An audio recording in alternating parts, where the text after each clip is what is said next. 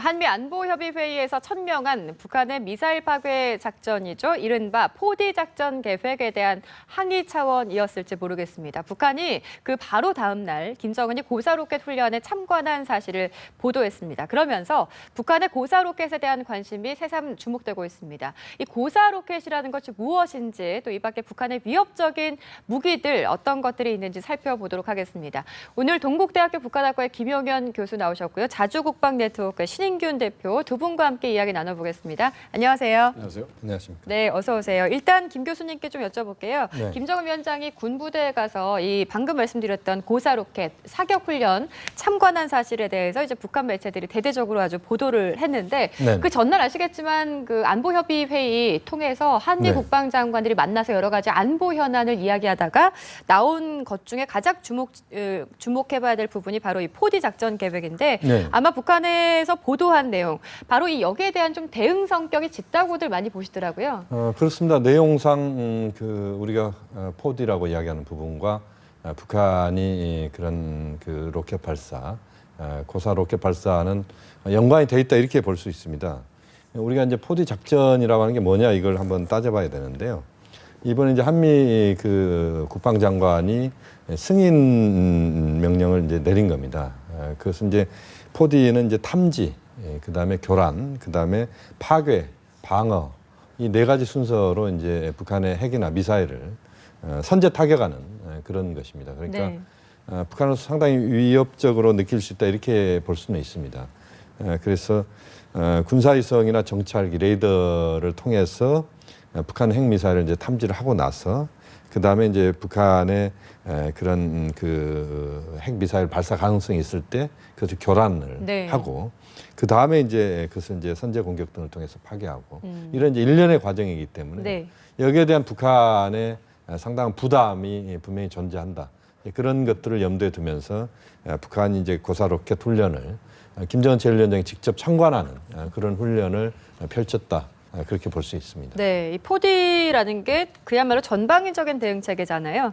근데 저희는 사실 이런 개념을 잘 모르겠는 게 고사 로켓이라고 하면은 이게 위력이 얼마나 되고 사거리가 어디까지 날아가는지 또 뭐를 어느 나라를 대상으로 하는지 그런 것들에 대해서 좀 시청자분들은 잘 모르실 수 있을 것 같아요. 일단 고사 로켓이라고 하는 것은 윗꽃 아니겠습니까? 위로 쏜다는 말입니다. 그러니까 위로 로켓을 쏜단 말인데 이것을 네. 우리나라 말로 풀이하면 지대공 미사일, 지상에서 공중을 향해서 쏘는 미사일이다. 즉 전투기가 날아오면 그 전투기를 격추하는 미사일입니다. 이걸 가지고 뭐 우리 땅을 공격하고 이럴 네. 수 있는 무기 체계는 아니에요. 전투기를 공격하는 그런 건데 왜냐하면 6.25 때 그 유엔군의 특히 이제 미군의 전투기죠. 미군의 전투기에 북한이 뭐 제공권 다 뺏겨가지고 매일 폭격당했지 않습니까? 그래서 그 북한군들은 미군의 전투기 즉 항공에 대한 어떤 그 트라우마가 있어요. 그래서 북한 전역에 이런 지대공 미사일 기지를 많이 만들었는데 이제 어제 그 공개를 했던 그 고사 로켓이라고 한 걸 보니까 SA-2 네. 그리고 SA-3 이 두 개의 이제 중거리 미사일들을 보여주던데 SA-3 같은 경우는 이번 열병식 때도 나왔던 겁니다. 그리고 지난 그 작년이죠. 파나마 운하에서 북한의 그 화물선 청천강호가 예. 검문에 걸렸지 기억이 않습니까? 납니다. 네, 네. 그때 SA-2 미사일을 쿠바로부터 밀수하다 걸린 겁니다. 그게 바로 네. 이제 그 여러 가지 유엔 안보리 제재에 의해서 북한의 전략 물자가 안 들어가다 보니까 그렇죠. 쿠바에게 쿠바는 뭐 미국하고 이제는 뭐 전쟁 포기했으니까 무기가 필요 없잖아요. 그걸 이제 수입을 해서 부품으로 쓰려고 아마 수입을 하다가 걸린 네. 것 같은데 그렇듯이 근데 이게 아주 구형입니다. 60년대, 70년대에 소련이 개발했던 무기 체계고 그러나 그렇다 하더라도 전투기보다는 빠르기 때문에 우리 전투기가 들어가면 충분히 격추시킬 수는 있습니다. 다만 워낙 오래된 무기이기 때문에 우리가 전자전 제밍 어떤 교란 행위를 해버리면 아까 이제 4D에 보면 교란이 나오지 않습니까? 네. 교란 행위를 해버리면 이 레이더가 먹통이 될 가능성도 있습니다. 그런데 어쨌든 이 그 지대공 미사일들을 보여줌으로 해서 4D가 보면은 이제 선제 공격 개념이거든요. 선제 공격을 하려면 미사일을 쏘는 것도 있지만 전투기가 날아와서 폭격하는 것도 있지 않습니까? 예. 그래서 폭격하러 오면 격추시키겠다 하는 이제 그런 걸 보여주는 거죠. 그렇군요. 그래서 이걸 가지고 우리 영토를 공격하는 건 아닙니다. 순수하게 방어 무기입니다. 방어 무기다 이렇게 네. 말씀해 주셨죠. 그 김정은 위원장이 군에 가서 그러니까 군부대에 가서 이 전투 훈련을 시찰한 건데요. 이게 지난 7월 말에 했고 이번이 네. 3개월 만에 이런 시찰이 있었다 이렇게 전해지고 있거든요. 그동안에 네. 사실 김정은 위원장 하면은 그 인민에 대한 그 좀 방점이 찍혀 있었던 것 같아요. 여러 가지 네네. 보도 내용을 좀 보면은 네. 그 군 전투훈련을 다시 매체를 통해서 보도한 것에 대해서 어떻게 보십니까? 다시 이 군사 행보에 좀 집중하겠다 이렇게 저희가 받아들여도 되겠습니까? 군사 행보에 집중이라고 뭐 그렇게 평가하기보다는 그동안 이제 민생 또는 북한의 주민 생활과 관련된 부분 네. 이 부분에 집중을 해왔다고 그랬죠. 봐야 되는데 예. 이제 그 과정에서 군에 대한 군을 챙기는 그걸 통해서 자신이 그 최고 지도자로서 군의 충성을 끌어내는 이런 부분들에도 늘 염두에 두고 움직이고 있다 이런 것들을 보여주는 그런 차원에서의 군에 대한 현지 지도다 이렇게 봐야 될 것 같고요. 지금 김정은 제1위원장이 최근 들어서의 행보는 역시 어쨌든 주민들의 생활과 관련된 부분에 집중돼 있고 그 과정에서 그러한 주민들의 생활 또 북한이 장거리 로켓 발사도 이번에 우리가 할 것이다는 예상이 있었지만 하지 않았던 그렇죠. 이런 것들도 예. 역시 그 로켓 발사를 했을 경우에 유엔 안보리 제재가 다시 들어오고 이런 것들이 주민 생활을 상당히 어렵게 한다. 이런 차원에서 그 김정은 제1위원장의 민생 행보가 펼쳐지고 있다 이렇게 봐야 되고 네, 그 석달 과정에서 만에 그렇습니다. 예, 그렇죠. 이제 석 달 만에 이런 보도가 나온 건데 이번 고사 로켓 훈련 같은 경우에는 평안남도에 있는 온천 비행장에서 실시됐다고 하는데요. 여기가 많이 좀 언급이 됐던 곳인가요? 언론에서 온천 비행장은 북한의 여러 군사 그 공군 기지 중에서도 A급입니다. 네. 이제 북한이 가지고 있는 군사력 중에서 가장 강력한 군사력이 모여 있는 곳이 평양 방어 사령부입니다. 네. 그 평양 방어 사령부의 직할 비행장이고 여기에는 이제 북한 공군 뭐 제가 가지고 있는 정보가 맞다면 북한 공군 제1 비행사단의 기지로 사용되고 있고 또 여기에는 그 제1 비행사단의 제55 비행연대 네. 제57 비행연대 이 두 개 비행연대가 주둔을 하고 있고 여기에 배치된 전력은 이제 북한 공군이 가지고 있는 여러 가지 종류의 전투기 중에서 가장 강력한 미그 29 그리고 이제 그 미그 29가 있고 이걸 보조하는 전력으로 미그 19 미그 19는 아주 오래된 전투기예요. 이 하이급 제일 좋은 것과 제일 나쁜 건 아니지만 나쁜 축에 속하는 미그 19 네네. 이 두 개가 동시에 배치가 되어 있는데 미그 29가 배치되어 있다는 것은 즉 평양을 방어하는 최고의 어떤 전략 기지다. 뭐 이렇게 그렇군요. 이야기를 할 수 있고 네. 거기에 SA2와 SA3 미사일을 사격 훈련을 했는데 당연히 만약에 우리가 전쟁을 한다면 그 미그 29 기지를 제일 먼저 폭격해야 되지 않겠습니까? 그렇죠. 우리 입장에서는 제일 센 그렇죠. 무기니까. 예. 그러면은 거기에 SA2나 SA3가 배치되어 있는 건 당연하죠. 그래서 기존에 그 온천 비행장에 배치되어 있는 SA2와 SA3를 가지고 발사 훈련을 한 것이다라고 유추할 수 있습니다. 네. 그러니까 북한에서도 이제 미사일을 배치를 할 때 사거리별로 이렇게 네. 배치를 해 놓는 걸로 저희가 알고 있거든요. 아마 저희도 이제 기사를 통해서 가장 많이 익숙하게 접하는 것이 평안북도 동창리에 있는 동창리 미사일 기지. 이 얘기는 참 많이 들려요. 네. 이건 익숙한데 주로 이제 북한에서 어떤 지역에 미사일을 좀 배치를 해 놓는 걸로 파악하고 계십니까? 네. 이제 동창리 말씀을 하셨는데 동창리는 미사일 기지가 아니에요. 거기는 로켓 발사 실험장입니다. 아, 그렇습니까? 거기에는 이제 예. 어떤 뭐 무기 체계가 어떻게 있는 곳이 다르죠? 아니에요. 예. 로켓 발사 실험장은 우리 그 전남 고흥에 가면 나로 우주센터 그렇죠. 있지 않습니까? 예. 그거와 비슷한 데입니다. 거기는 나로 우주센터가 우리 군사 기지가 아니잖아요. 그렇죠. 거기는 로켓 발사 실험하는 것입니다. 단 우리의 로켓은 우주 기술을 연마하기 위한 로켓이고 북한의 로켓은 똑같이 실험을 해서 그것이 탄도미사일로 바뀌기 위한 과정의 실험장이죠. 즉 그 무기 체계로서의 미사일이 있는 것이 아니고 로켓 발사 실험장인데 이 로켓의 궁극적인 목표는 대륙간 탄도미사일로 전용되기 위한 발사 실험장입니다. 동창리는. 네. 그럼 이제 다시 그 질문으로 거슬러 올라가서 네. 어떠한 무기 체계들이 어떠한 사정거리로 이렇게 배치가 되어 있냐 예. 물으셨는데 지금 이제 이번에 보여줬던 SA2나 SA3가 북한이 가지고 있는 지대공 미사일 중에서 사정거리가 제일 짧은 축에 속하는 미사일들이에요. 보통 몇 킬로 정도 날아가나요? 이게 이제 한 40km 정도. 40km. 예, 40에서 예. 45km 이렇게 날아가는 건데 그 미국의 어떤 전문가가 북한 지대공 미사일들을 계속 분석한 전문가가 있는데 이 사람에 의하면 이 SA2와 SA3 기지가 북한 전역에 한 46개 기지가 있다고 그래요. 엄청나게 많은 거죠. 그 휴전선 라인에 쫙 깔려 있고요. 그리고 2선, 3선 해서 평양까지 거의 빼곡하게 이 SA2와 SA3가 깔려 있고 영변 주변에도 쫙 깔려 있고 네. 또 삼지연 주변에도 깔려 있고 네. 풍계리 주변에도 깔려 있고 그렇군요. 이런 식으로 해놨습니다. 그리고 이제 사정거리가 제일 긴 지대공 미사일이 SA5가 있습니다. 이거는 250km를 탐지를 하고 250km를 공격을 하는 그런 네. 강력한 미사일인데 네. 이게 원산에 하나 있고 황해 북도에 하나 있습니다. 그러니까 황해 북도는 서울을 비롯한 이 서해안을 다 감시를 하면서 공격을 하려고 준비를 하고 있고 이게 우리 충청남도까지 탐지와 사정거리가 됩니다. 그게 250km라는 250km 니까. 말씀이시죠? 우리 그리고 충남까지. 그렇죠. 예. 원산에 있는 것도 우리 경부까지 다 탐지와 공격을 가능한 아. 그 두 개의 미사일을 예. 배치를 해놨고 이것은 이제 방어용 미사일이죠.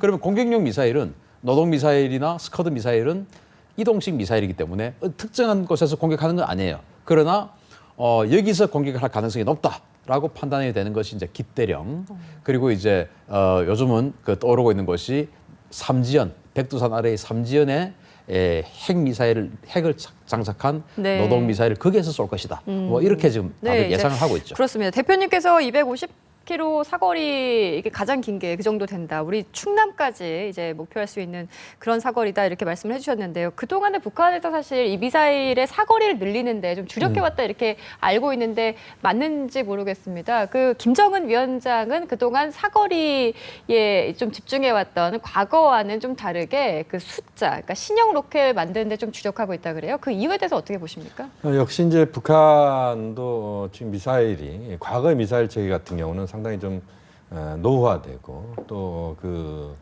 소련이랄지 이런 국가들에서 사용하던 것들을 좀 변환시킨 이런 네. 것들이었고 그렇게 본다면 이제 그 상황에서 이제 숫자를 늘리는 것 자체가 결국 북한의 방어 또 남측에 대한 공격 뭐 이런 차원에서의 그런 그 숫자가 중요하다 이렇게 과거에는 판단을 했다 이렇게 본다면 네. 지금 상황에서는 미사일의 지대 문제 이 부분이 이제 가장 중요하게 부각되는 것 같습니다. 그래서 얼마만큼 정밀하게 그 타격을 할 수 있느냐 지대공도 그렇고 지대지, 지대함 뭐 이런 미사일들이 전체적으로 타격할 수 있는 정밀도 그리고 그 파괴력의 그 확장 이런 것들을 이제 중시하면서 그랬을 경우에 오히려 남측이나 미국 입장에서 상당한 부담을 가질 수 있다 이런 차원에서 미사일의 그 성능, 네. 질의 개선 이 부분에 집중하고 있다 이렇게 볼 수 있습니다. 전략이 약간 바뀐 것 같네요. 그렇습니다. 그러면은 그렇죠. 미사일에 대한 그 대표님 지난번에 왜 북한에서 잠수함 발사 탄도미사일 사출 시험했잖아요. 그게 네. 북한에서는 이제 주장하는 게 성공을 했다 이렇게 주장하는데 그 근거가 되는 게 있습니까? 진위 여부가 근거가 파악이 되는 되는지 것은 모르겠어요. 진위 여부는 네. 일단 사실이다. 아, 라고 할 수 있고 예. 성공 여부는 사출 발사 실험 그것은 이제 미사일 발사 실험이 아니었고 네. 미사일을 사출하는 실험이에요. 네네. 그 사출에는 성공했다. 즉 북한의 말도 맞고 진위도 사실이다라고 얘기할 수 있습니다. 왜냐하면 이번 SCM 즉 한미 국방부 장관 전략회담에서 그 북한의 SLBM에 대응한 어떤 그 대응책을 우리가 논의를 했었거든요. 그렇죠. 그 예. 말은 사실이다는 말이죠. 성공했다라고 그러면 이제 보시는군요. 예. 사출과 발사가 뭐가 다르냐? 사출이라는 것이 자, 미사일을 쏘면 우리가 미사일을 상상을 하면 뭐 어제도 그 북한이 SA2 미사일 쏘는 걸 봤지만 꼬리에서 불이 나오지 않습니까? 네. 로켓이 연소가 되면 불이 나오지 네, 않습니까? 맞습니다. 연소가 되려면 산소가 있어야 됩니다. 물속에는 산소가 없잖아요. 불이 붙을 수가 없습니다. 그러면은 이 미사일이 물속에서 미사일이 발사가 안 돼요. 그럼 물 밖으로 나와야 발사가 되는데 잠수함은 근데 물속에 있지 않습니까? 그럼 어떻게 합니까? 그래서 잠수함에 있던 미사일이 튜브를 가지고 튜브를 통해서 물 밖으로 이렇게 나옵니다. 스르르 나오는 거죠. 그래서 물 밖으로 뛰쳐나오자마자 뛰쳐나왔는데 만약에 점화가 안 되면 확 꼬꾸러지겠죠. 아, 그래서 예. 물 밖으로 이 어떤 그 부력에 의해서 딱 그렇죠. 나온가 동시에 예. 바로 점화가 돼서 발사가 되는군요. 이를 솟구쳐야 됩니다. 예. 솟구치고 그 다음부터 이제 어디로 날아가는 게 발사 실험이고 이 잠수함 발사 탄도미사일 즉 SLBM을 만드는 데 있어서 물 밖으로 나오자마자 미사일이 넘어지지 않고 바로 불을 붙일 수 있는 거 이게 사출 실험인데 이게 제일 중요해요. 그렇죠. 이거를 네. 하고 나면 그 다음부터는 뭐 그게 돼야 북한이 미사일 다 성공을 가지고 하니까. 있으니까 예, 그렇죠. 그 다음부터는 쉽죠. 그래서 이 사출 실험을 성공했다라고 하는 것은 북한의 주장도 맞고 우리 군 당국도 그렇게 판단하고 있습니다. 그러니까 그 부분에 의미가 굉장히 있겠네요. 일단 그래서, 사출 시험 성공했다는 거는. 그렇죠? 잠수함이라는 것이 그런데 네. 아직은 이제 북한이 그 정도 크기의 잠수함을 가지고 있지 않다라고 우리가 판단하고 있거든요. 그런데 만약에 그 정도 크기의 잠수함을 가지게 된다면 네. 사출 실험도 성공했고 북한은 미사일은 아주 고도화된 기술을 가지고 있으니까 그러면 이제 뭐 제주도 앞바다에서도 우리 등 뒤를 향해서 쏠 수 있고 울릉도에서 우리 옆구리를 향해서 쏠 수 있고 네. 미국을 향해서도 쏠 수 있고 그런 상황이 되는 것이죠. 그래서 우리 군 당국이 빠르면 3년이면 실전 배치할 수 있을 것이다. 그게 뭐냐면은 잠수함을 개발하는 속도와 보통은 잠수함 개발해놓고 미사일을 개발하는데 잠수함 개발과 미사일 개발을 같이 병진한다. 이렇게 되면 이제 미사일 개발하고 잠수함 개발해서 나중에 그냥 갖다 꽂아서 쓰면 3년이면 가능하다. 그러니까요. 라는 예측이 나오는 겁니다. 그러니까 꾸준히 북한에서는 이 핵이나 미사일 그리고 뭐 여러 가지 군사력 증강에 사활을 걸고 있는 모습인데 중요한 건 김정은이 이제 노동당 중심의 정치를 펴고 있어서 이번에 김정일, 그러니까 아버지 때는 한 번도 개최 안 했던 당대회, 7차 당대회죠. 그러니까 그걸 이제 내년 5월에 계획을 하고 있습니다. 그만큼 이제 노동당 중심의 어떤 선당 정치를 하겠다 이런 이야기인 것 같은데요. 이 두 가지가 약간 조금 모순되는 것 같기도 하고요. 이게 어떻게 보세요? 이런 현상을? 지금 이제 북한에서 7차 당대회 네. 내년 이제 5월 초에 개최하는 걸로 그렇습니다. 지금 네. 북한이 그 선포를 했습니다. 그것은 이제 결국 그동안 성군 정치, 우리가 흔히 김정일 시대를 성군 정치다 이렇게 압축적으로 표현할 수 있는데 군이 우선하는 그런 정치였지만 이제는 그것을 정상화시키는, 그래서 선당 정치라고 하는 표현은 사실은 그 맞는 표현은 아닙니다. 왜냐하면 북한의 원래 그 통치 시스템은 당이 중심이 되는 시스템이기 때문에 당 중심의 그 국가 통제 시스템, 국가 관리 시스템은 그것은 이제 사회주의 국가의 일반적인 그런 부분이다. 그렇게 본다면 정상화라고 봐야 됩니다. 이제 당이 중심이 되는 것은 결국 그것이 기본적인 것인데 그동안은 그렇지 못했고 군이 중심이 됐다라면 이제는 당이 중심이 되는 정치로 변화한다. 이렇게 봐야 될 것 같고. 사회주의 원래 모습으로 돌아왔다고 보시는 거군요. 그렇죠. 그렇기 때문에 이제 그 과정에서 김정은 제1위원장이 그런 당을 중심으로 정치를 펼친다. 네. 그렇다고 하더라도 군의 역할이라고 하는 부분들은 분명히 또 김정은 체제를 떠받드는 그렇죠. 매우 중요한 네. 부분이기 때문에 그렇다고 해서 군을 완전히 배제시키거나 군이 약화되는 정치다 이렇게 보기는 어렵고 정상화 속에서 군도 자신의 역할을 계속해 나가는 이런 차원의 정치 형태가 앞으로 전개될 가능성이 높다 이렇게 볼 수 있습니다. 네, 저희 그 얘기를 좀 해보겠습니다. 이번에 이제 뭐 여러 가지 이야기가 나오고 있는데 예전에 왜 갈도에서 뭐 방사포도 배치하고 이런 얘기가 나왔었잖아요. 이번에 또 나온 얘기가 그 무인도, 그러니까 연평도가 있으면 한 10km 정도 떨어진 무인도에서 또 뭔가를 하는, 그러니까 정확하게 뭘 하는지는 저희가 모르겠는데 뭔가를 하는 그런 모습들이 좀 포착이 됐습니다. 그 서해 인근 이렇게 무인도가 굉장히 많잖아요. 거기서 이제 북한이 여러 가지 좀 군사적인 어떤 행보를 보이고 있는 것에 대해서는 저희가 좀 대응해야 될 필요성은 없겠습니까? 근데 사실 어떻게 대응을 할지 사실 막막합니다. 저도 이제 연평도에 가봤는데 네. 연평도 앞에 보면은 그 NLL 너머에 북한 지역에 그 바위 섬들이 많아요. 거기에 물이 난다면 사람이 살 수 있지만 물이 없다면 사람이 살 수 없지 않습니까? 그러나 거기에 지금 뭐 북한이 콘크리트 공사를 하고 있다는 이 섬이 물이 있는 곳인지 없는지는 모르겠어요. 그러나 거기에 콘크리트 작업을 해서 뭔가 갱도 진지를 만들고 거기에 포를 배치를 하지 않는다 하더라도 네. 그냥 언제든지 포를 갖다 놓을 수 있는 상태만 만들어 놓는다 그러니까요. 하더라도 예. 그것이 우리 연평도와 좀 더 가까워지는 것이죠. 그러면 만약에 북한이 우리에게 도발하지 않고 어느 날 갑자기 원래는 그냥 콘크리트 작업만 해놓은 진지인데 거기다가 어느 날 갑자기 배에다가 포를 하나 실어와서 거기다 갖다 놓았다. 누가 봐도 우리를 공격할 것 같지 않습니까? 위협적이죠. 그러나 공격을 하지 않았기 때문에 우리가 마땅히 선제 타격할 수는 없죠. 우리가 포디 작전이라고 하는 게 북한의 핵에 대해서 선제 타격하겠다는 것이지 네. 그런 포에 대해서 선제 타격하겠다는 게 아니거든요. 그러면 우리는 긴장하게 되죠. 그렇네요. 그래서 북한이 그러한 우리가 긴장할 수밖에 없는 여러 가지 다양한 아이템을 만들고 있는 것 중에 하나가 아닌가. 그리고 실제적으로 우리를 공격할 때 네. 사정거리가 짧으면 정확도가 높아지겠죠. 그렇죠. 당연히 바람, 기후, 습도 이런 거에 영향을 덜 받으니까 더 정확도가 높아집니다. 그런 어떤 실제적인 효과 그리고 그런 어떤 그 여러 가지 협박으로도 쓸 수 있는 압박용으로도 쓸 수 있는 그런 효과, 뭐 예. 이중적인 효과를 노리고 있는 여러 게 아닐까 가지 싶습니다. 분명히 우리한테는 위협적인 부분이다 이렇게 생각할 수밖에 없는 것 같습니다. 앞서서 얘기했던 연평도 인근의 갈도라는 네. 곳에 여기도 역시 무인도인데요. 여기서 북한이 진지도 구축하고 또 122mm 방사포 배치했다 그러는데 이게 어떤 건지 좀 설명을 해주세요. 위력이 얼마나 되나요? 122mm 방사포는 한 번 사격에 그 버튼을 누르면은 네. 한 번 누르면은 122mm라는 것은 로켓의 지름이 122mm란 말입니다. 즉 12.2cm죠. 그럼 한 이 정도 되는 그러네요. 로켓입니다. 네. 뭐 이러한 그 로켓 포탄이 40발이 한 번에 그냥 1분 내에 40발이 날아오는 겁니다. 그게 바로 연평도를 포격했던 게 바로 122mm 방사포입니다. 연평도를 포격했던 게 122mm 방사포 그리고 그보다 훨씬 위력이 약한 76mm 평사포 이 두 가지가 이제 연평도를 포격했는데 우리 그 연평도 자주포에 이렇게 우리 K9 자주포에 불 타고 하는 거 보셨지 않습니까? 네, 맞습니다. 그게 바로 122mm 방사포 위력이 좀 흔적이에요. 큰 걸로 보시는 위력이 건가요? 크죠. 이를테면 이제 연평도에 그때 뭐 가옥도 많이 무너지고 했는데 그 대부분이 122mm 방사포를 맞아서 그래 됐습니다. 네. 그래서 그런데 무서운 것은 그러한 것들이 방사포라는 것이 한 번의 사격에 40발이 연발로 나간다는 거. 그 연발성, 그러네요. 정확도는 네. 상당히 떨어집니다. 그런데 연발성이 워낙 강하기 때문에 그리고 북한이 가지고 있는 무기 체계가 정확도가 떨어진다는 게 더 무서워요. 이를테면 우리 서방 국가 같으면은 민간인을 살상하지 않기 위해서 그 오폭을 줄이기 위해서 뭐 미국이 뭐 이라크에서 오폭했다 비난하고 하지 않습니까? 그런 비난을 받지 않기 위해서 정확도를 계속 늘리는 작업을 합니다. 우리는. 그런데 북한은 정확도 늘리는 작업을 하지 않아요. 어디에 떨어질지 모르는 게 더 겁나니까.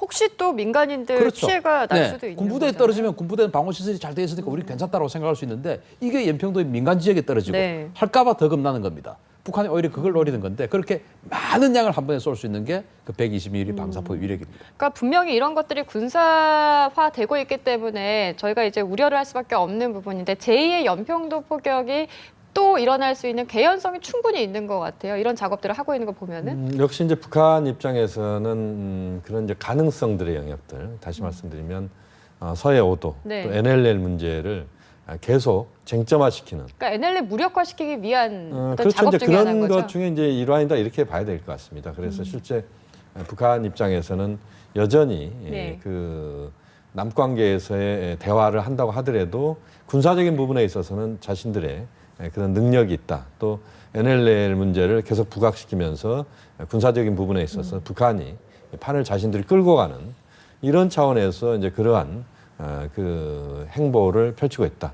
그러니까 군사력을 직접 당장 실행한다라기보다는 그런 능력이 있다는 것을 네. 보여주는 이런 차원의 그런 그 시설물 설치랄지 그렇죠. 이런 예. 것들이 이루어지고 있다 이렇게 볼 수 있습니다. 네, 그래도 조금 비교적 남북이 이제 대화 국면으로 좀 흘러가고 있는데 이 판을 좀 깨지 않았으면 좋겠다 이런 바람을 좀 가져보겠습니다. 이렇게 해서 두 분과 함께 이야기 나눠봤는데 신인균 대표 그리고 김영현 교수와 함께했습니다. 오늘 말씀 고맙습니다. 네.